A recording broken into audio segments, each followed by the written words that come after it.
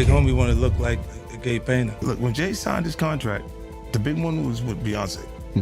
When he signed that contract, the marriage contract, he got trophies. Now those trophies came. For years, 50 Cent has been relentlessly throwing devastating shots and maintaining brutal pressure on Jay-Z. But now the explosive energy has dramatically shifted because Jay-Z finally responded, shockingly breaking his calculated silence with one jaw-dropping clip that instantly set the entire timeline absolutely buzzing. And once that controversial video hit, everything changed forever. Let's dive into the Super Bowl situation that almost never happened. There's been something quietly brewing in the cutthroat hip-hop world for an extremely long time now, and shockingly most people completely missed it. This isn't just typical rap drama or meaningless social media noise. This is about raw power. Two heavyweight figures strategically moving chess pieces behind the scenes, way beyond music, way beyond charts, and straight into high-stakes boardroom decisions. This explosive situation isn't about who had the better verse or who sold more records. It's about influence. It's about who controls access, who gets invited, and who gets locked out without ever knowing why. That's the real dangerous battleground here. What made this whole thing extra tense is that this isn't some ancient beef from the late 90s that should have stayed buried. This is recent, fresh moves. According to 50 Cent, something major happened behind closed doors that changed the game. He claims Jay-Z ruthlessly used his power to try to block him from one of the biggest stages in the country, the Super Bowl halftime show. That's a serious accusation, and it caught a lot of people off guard. This all points back to February 13, 2022, Super Bowl 56 at SoFi Stadium in Inglewood, California. The halftime show was being promoted as a huge moment for the culture, hip-hop finally front and center, legends sharing the stage. Then out of nowhere, 50 Cent appeared upside down, recreating that iconic moment from his past, instantly grabbing attention. And that surprise entrance is where this controversy really started to crack open. That surprise moment had the whole internet spinning memes everywhere, throwback energy heavy. But according to 50 himself, that iconic appearance almost never happened. And the name he points to as the reason, Jay-Z. Now this is where the power dynamics really come into focus. Since 2019, Jay-Z's company, Roc Nation, has been partnered with the NFL to oversee the Super Bowl halftime show. That deal gives him serious influence over who gets selected, how the show is shaped, and the overall creative direction. That's not small power at all. This is the same stage that can change an artist's legacy overnight. And according to 50 Cent, Jay used that influence to try and keep him off the lineup.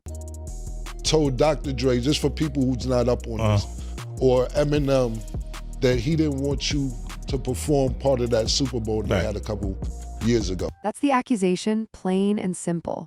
In December 2024, 50 went on Cameron's show and laid everything out. He said Jay went directly to Dr. Dre and told him he didn't want 50 anywhere near that performance. No excuses, no soft language, just a hard no. But here's where the loyalty part hits different. 50 wasn't talking about scheduling issues or creative disagreements. He was accusing Jay of using a corporate role to block another artist on purpose. Why do you think that is? Well, I just Threatened? possibly. Not even threatened. You know, I think it's just when you take the competition from, like, our culture is competitive, man. It is, but I think when it goes past the music itself to blocking things in business, then I don't understand. And that's when the bigger picture starts to show itself. According to 50, Eminem stepped in and gave the NFL an ultimatum, saying he wouldn't perform unless 50 was included. That's real loyalty. Now think about what that really means for a second. One of the most hyped Super Bowl halftime shows ever almost lost Eminem, a certified legend, one of the main reasons people tuned in.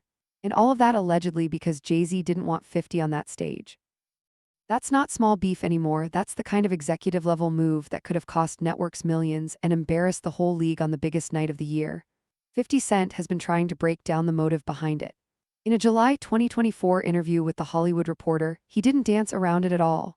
He said, "They wanted to leave me out of it. It was them fighting for me to stay out of it." It should be in the NFL paperwork now. Eminem is not performing without 50. That wasn't speculation, that was direct. Then in October 2024, when he pulled up on The Breakfast Club, 50 doubled down. He said Jay blocked him and that early on they tried to blame the NFL to dodge the smoke, but 50 said he peeped the play quick. Industry insiders told him exactly where the resistance was coming from. And according to 50, the reason goes deeper than music. He believes his success in TV, especially his Power universe on Starz, turned him into real competition in the entertainment business. And that's where this whole thing really gets messy. This stopped being about Hot 16s or first-week numbers a long time ago. This is empire talk, market share, control, who gets to shape the future business of hip-hop, and who gets pushed out quietly. And that's where 50 Cent says things got real clear. He claims the NFL took the public heat at first, but behind the scenes the call came from Roc Nation. That shield was up early. From 50's perspective, the setup was clean, plausible deniability in place, corporate distance maintained, but he says he wasn't confused for a second. He felt he knew exactly who was making the decisions and why. And what made the situation even louder was the silence that followed. It was past the music itself to blocking things in business, then I don't understand that. Like right now, he's not even competing for a slot. You don't have a new song out that he want to be on the top 10 or top 5, and you still competing. It just don't make sense. Like, what are we competing for them? Tell me. Jay-Z has never publicly addressed these claims, not once. For some fans, that silence looks like class, a refusal to play into drama. For others, it feels like confirmation, like the accusations might be hitting closer to home than anyone wants to admit. Either way, the lack of response kept the conversation alive. By September 2024, the talk spread even wider. Cam'ron and Ma Dollar openly speculated that Jay-Z may have blocked Lil Wayne from performing at the 2025 Super Bowl, pointing to old tension. For a lot of people, a pattern started to form, one where corporate power and old grudges cross paths. Social media split right down the middle. Some fans backed 50, calling Jay-Z petty or a gatekeeper abusing power. Others defended Jay, reminding everyone of 50's long history of provoking conflict. The truth probably lives somewhere in between. What's undeniable is this: no official statement from the NFL, Roc Nation, or Jay-Z has confirmed or denied anything. And that silence keeps the story running. But to really understand why this tension runs so deep, why Jay-Z would allegedly push so hard to keep 50 Cent off the Super Bowl stage, you have to rewind all the way back to the beginning. Every legendary hip-hop rivalry has an origin story. And this one goes back to before the money, before the TV empires, before the boardrooms. Back in 1999, Curtis Jackson wasn't a global brand yet. He was a hungry rapper from Queens with a shaky deal, stacks of unreleased music, and about 40 recorded songs that weren't moving the needle. No buzz, no spotlight, no guarantees.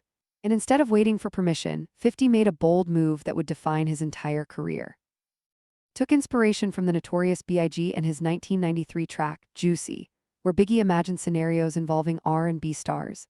50 flipped that idea into something darker and louder, not romance, but robbery. The result was How to Rob. On that track, 50 imagined robbing nearly every major rapper and singer in the industry. Nobody was safe. And yes, Jay-Z was on the list. One of the lines went, "Jay-Z just sold like 4 mil, he got something to live for." Don't want to put 4 through that Bentley coupe door. It was bold, reckless, and impossible to ignore. That record spread fast. White label vinyls hit DJs like Funkmaster Flex at Hot 97, getting hundreds of spins a week and flooding mixtapes across major cities. Overnight, everyone was talking about the fearless kid from Queens calling out over 40 artists by name. Most rappers laughed it off, some ignored it, but Jay-Z didn't. He responded, and that response quietly set the tone for a rivalry that's been simmering for more than 2 decades. At Hot 97 Summer Jam in 1999, Jay-Z stepped up and dropped a freestyle that instantly became legend. In it, he dismissed his rival with a slick money metaphor, framing himself as real currency while reducing 50 Cent to pocket change, a line that perfectly summed up Jay's cold, calculated style. That same jab later showed up on It's Hot, Some Like It Hot, from Vol. 3, Life and Times of S. Carter, released in December 1999 and produced by Timbaland.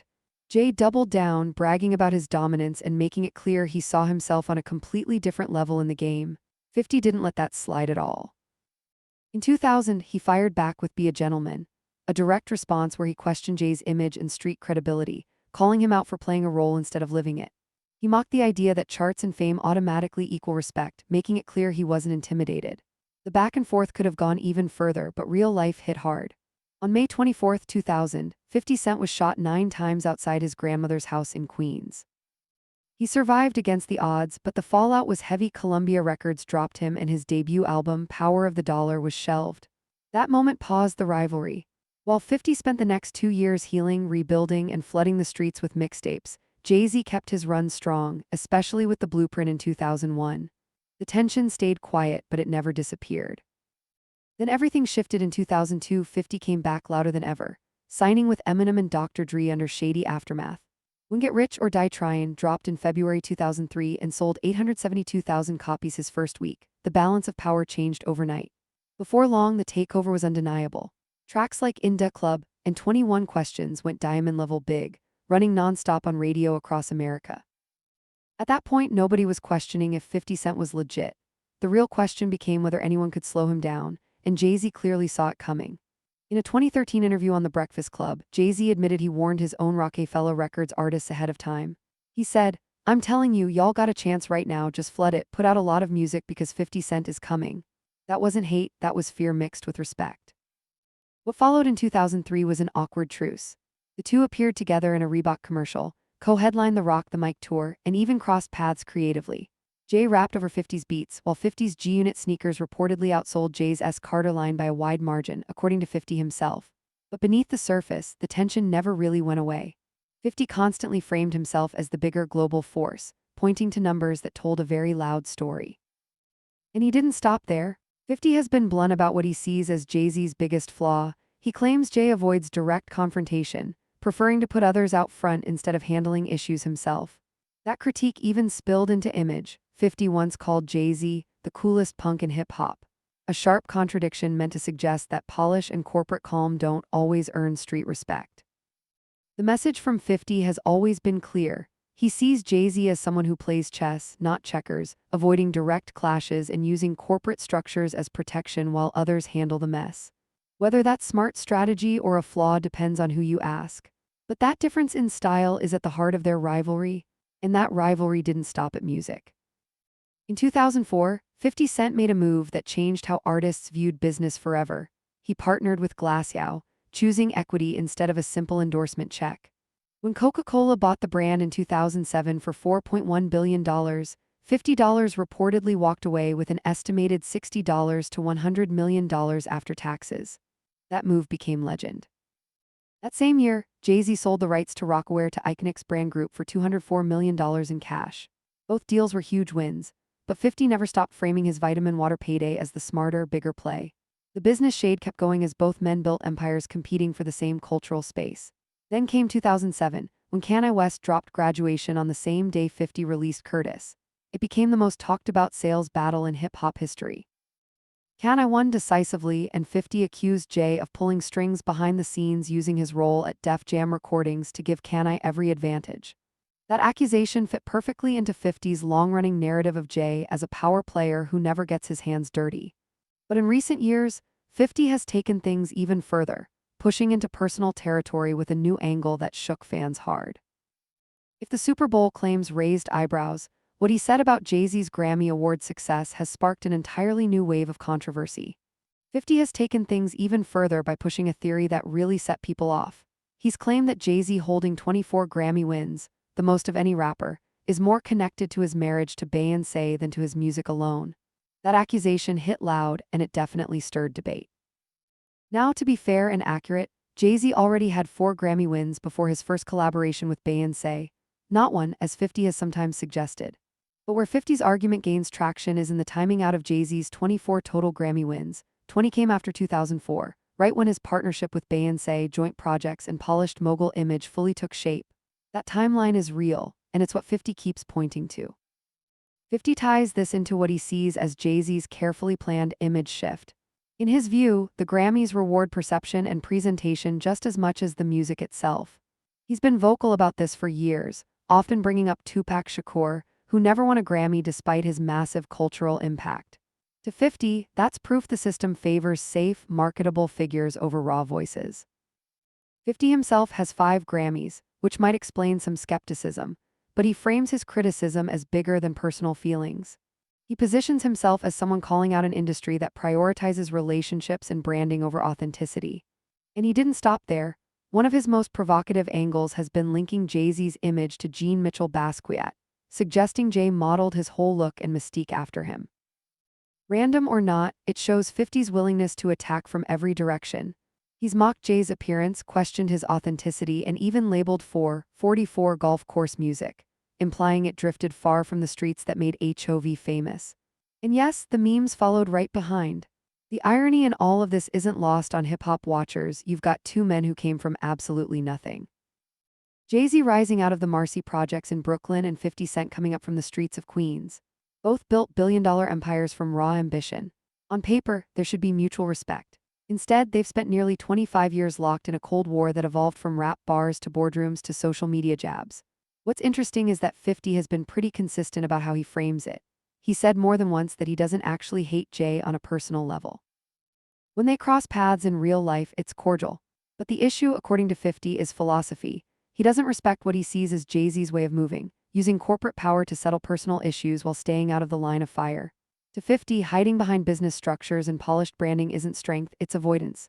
He believes Jay's clean image acts like armor, protecting him from consequences while others take the heat.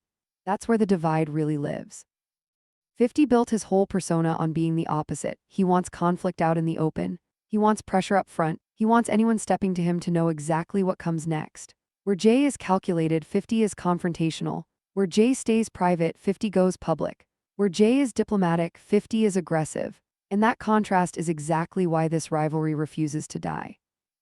As long as 50 has an Instagram account and Jay-Z has a corporate empire, the shots will keep coming, some subtle, some loud, but all feeding hip-hop's longest-running Cold War.